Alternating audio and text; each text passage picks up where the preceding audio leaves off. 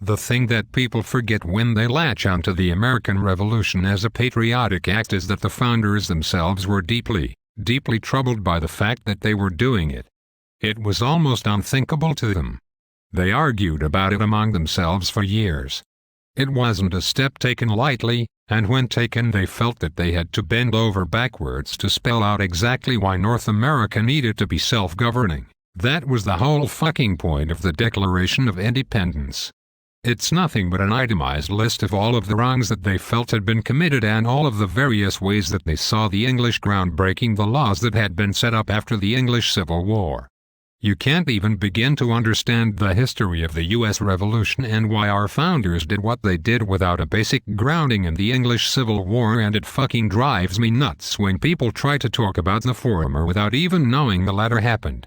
They saw the crown as being in violation of the laws and agreements which had ended that war.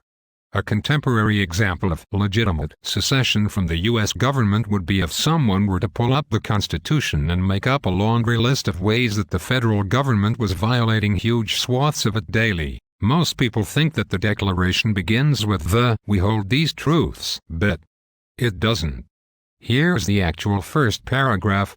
U.S. Declaration of Independence posted, when in the course of human events, it becomes necessary for one people to dissolve the political bands which have connected them with another, and to assume among the powers of the earth, the separate and equal station to which the laws of nature and of nature's God entitle them. A decent respect to the opinions of mankind requires that they should declare the causes which impel them to the separation. Kicking your feet and screaming like a child about secession because you lost an election is the absolute definition of traitorous thinking. It's anti-democratic and frankly shows a level of political thinking that hasn't evolved beyond the schoolyard. It's also why the federal government told the Confederacy to fuck off and get back with the program in the 1860s. There wasn't a great argument to be made for the feds having violated huge swaths of what amount to the contract that binds our country together.